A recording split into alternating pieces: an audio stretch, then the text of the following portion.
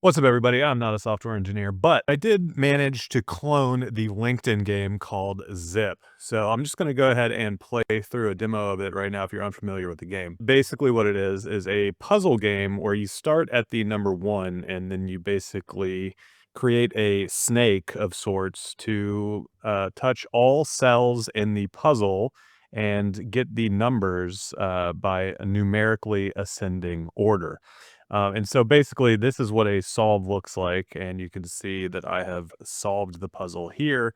It is quite simple. And basically, I decided to stop at this point and demonstrate this because I'm going to extend this to a ML agents workflow where I try and train the Unity ML agents to solve the puzzle. And you might be thinking to yourself, well, are you trying to cheat? And my answer would be kind of. I don't plan on actually submitting any, I guess, AI assisted puzzle solves to LinkedIn to try and artificially inflate my score. But what I do plan to do is just sit back and watch to see if I can actually learn a little bit how ML agents work. I watched a phenomenal tutorial series that I will link in the description that really kind of motivated me to move forward with this. But I did want to talk about the design of this really quickly. Obviously, I kind of have the code here, and this was done pretty much all with Cursor in the Anthropic model. So I'm not going to pretend that I sat and wrote this code by hand, but I am going to kind of walk through it. So as you can see in the hierarchy here, there are effectively three game objects, right? One is the game manager, one is the game controller, and one is the snake. So I wanted to talk about the grid manager first, because this is actually pretty neat. If we go into this puzzles directory, you can see that I've implemented a couple of different puzzles, and they are basically formatted in JSON and also have their image as kind of a reference. But the JSON itself is responsible for us creating a grid and thus the puzzle. So I believe right now in Grid Manager, we are set to 308. So if I were to actually go to Grid Manager and drop in a different JSON for 309, it would then update the puzzle to the corresponding version. And as you can see here, that matches our image for the puzzle. So this is really cool. You might imagine that it is probably difficult to hand do the JSON for all of these puzzles. That is correct. I'm going to hopefully solve for that using LLM assistance here in the future. But for now, this number of puzzles was completely sufficient for this project. So going to jump into the code here for a quick second and just kind of talk about it, but we do have this prefab for the cells themselves, which basically use a sprite to show what they look like. But you can see that directory here, right? So a cell is literally just kind of this boring square here that's 200 by 200 pixels, and it has this border to kind of show you. We also have our blocks right and up, and then we have the badge. So it's very simple graphically, but basically what happens is when these cells get created, they get created to the criteria of this cell JSON here, right? So the first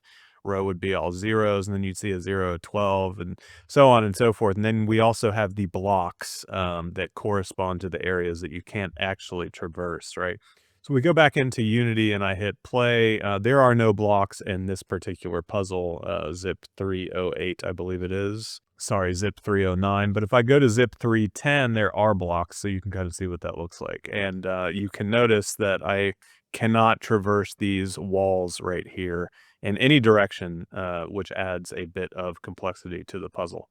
But I did want to show you kind of what the puzzle solve looks like. So if I go through and let's try and solve this quickly. I missed the 2. Um, let's see. There we go. I think I can just solve this. Uh, there we go. So we have a puzzle solved kind of thing in the bottom or in the console.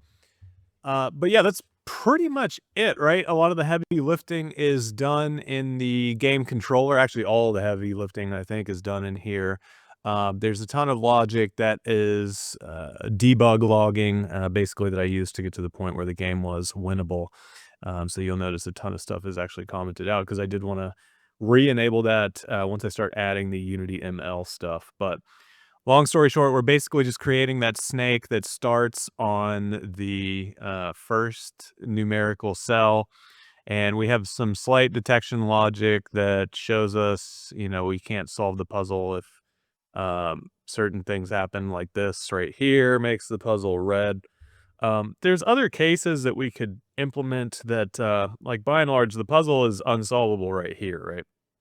Once you've kind of separated the grid into two different places where you can no longer traverse over yourself, being the snake, um, this is unwinnable. So in a perfect world, this would actually show up as red. But long story short, what I'm going to do is I'm going to implement, I guess, a mechanism for the Unity ML agents to start at one and then move around. And I'm going to have a reward system that basically either decrements or adds to their reward based on the moves that they do, if they get themselves stuck, so on and so forth. And I have no idea if this is going to work. This is the first time I've ever tried a project using Unity ML agents, but I did want to provide this for you just in case you were interested in following along.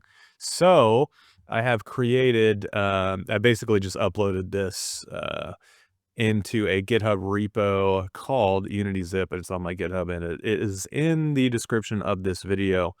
I will likely record myself adding the Unity ML functionality as well, or do a recap similar to this one once I get the ML functionality embedded. Also, if it's something that you wanted to try from here, knowing that there is no Unity ML functionality at this point, you might want to just do a git clone yourself and then try and vibe code your way into training ML agents to solve zip.